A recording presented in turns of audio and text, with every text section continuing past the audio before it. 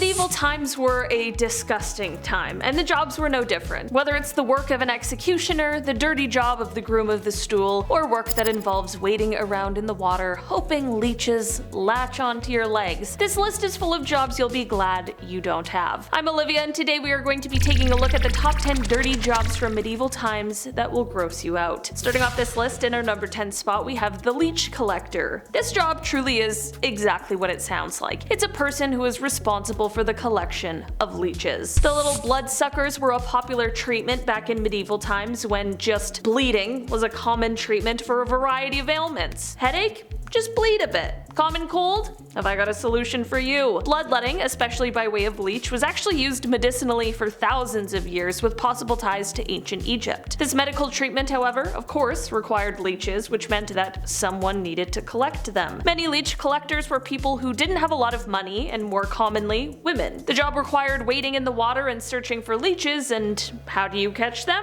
With your legs, of course. Leech collectors would wait for leeches to latch onto them, and normally would have to wait for about 20 minutes before pulling them off because they were easier to remove after getting fat with blood. How horrible. This already sounds awful, but what's worse is that after being bitten by a leech, the wounds tend to bleed more than a normal cut even would. This was great to get more leeches interested, but bad as a human who is trying to keep blood inside of their body. This job usually led to those who did it to contract illnesses from the leeches, their open wounds, or just have severe blood loss because at the time, people didn't know you could overdo it with bloodletting this way. In our number 9 spot today we have the Fuller. Wool is a clothing staple. It's been used for centuries, but back in medieval times there was a disgusting part of the job that thankfully doesn't exist anymore thanks to the invention of modern chemistry. Wool is naturally waterproof due to the fact that it contains oils that have been distributed from the sheep's skin, and these oils are what made the entire harvesting, carding, spinning, and weaving processes possible in these times. This is all fine and well, but the trouble comes in after all of that, because the cloth at the end of it all was coarse and easily frayed, and this is where the job of a fuller came in. They were tasked with removing the oil from the cloth. Okay, a little alkaline solution, no problem, right? Well, yeah. Except for in these times, the most accessible and cheap alkaline solution was stale urine. Yep, just a bunch of old pee.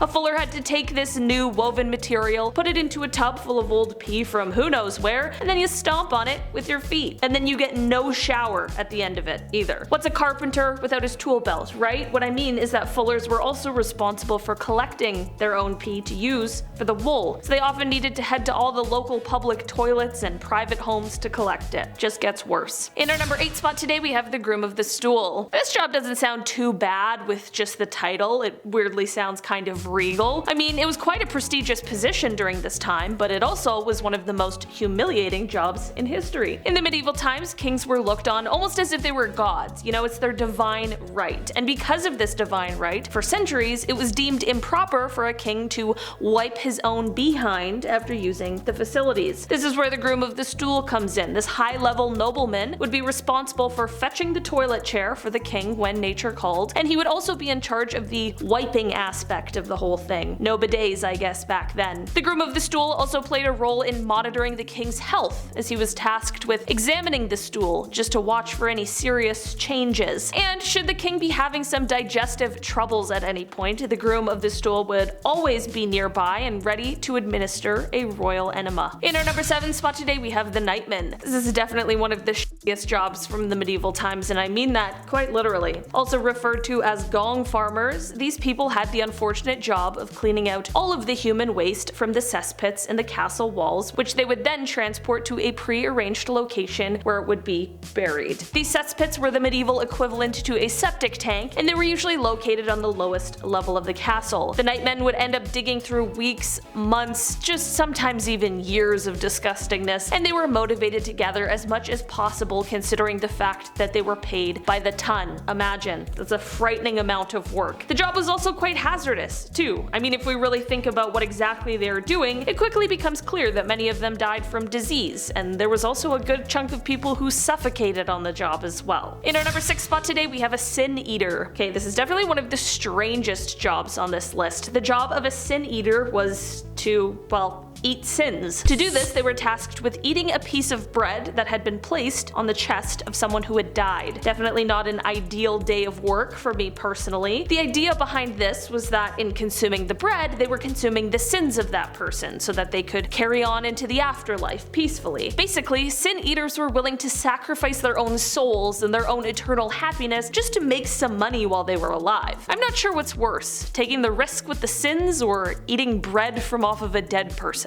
No, both bad. In our number 5 spot today, we have the executioner. We've all heard of this job before. After all, an important aspect of the medieval times was the fact that they were trying to have better criminal law enforcement, which naturally meant that a ton of people were getting executed for their crimes. While there is of course now the stereotype of people who did this work as being these huge, hooded, evil people, history shows that this stereotype is largely untrue. Most of the people who fell into this job didn't come into it because they wanted to. In fact, most people of course saw this job as being undesirable, but the job usually was bestowed upon them. Sometimes butchers were called for the job because of relevant experience, other times it was criminals who could either do the job or face their own death sentence, and most commonly, people found themselves in the job because their fathers had been executioners before them. Aside from the nitty-gritty of the job, I mean the horrors of the work itself, it's obvious, another part of being an executioner that sucked was the fact that people didn't really want to associate with you. Executioners were usually on the fringes of society and outcast, sometimes even forced to actually live on the edge of town. In our number 4 spot today, we have catgut. Back in the medieval times, they didn't have the technology we have now, or even the technology that was available in the 17th century when it came to making strings for instruments such as the violin, but they still did have violins around, so how? Well, in comes the invention of catgut, which thankfully is not made of cat guts, but it is made of sheep's guts. Okay, really had you in the first half there. Violin string makers during this time would make the strings by basically twisting strands of sheep innards together. Their job would require them to butcher the animal in a very careful way, making sure not to rupture the stomach or the lower intestines. The process could take hours just to get the required materials from the animal. The insides then needed to be soaked in a wood ash solution for a good cleaning, but they needed to be monitored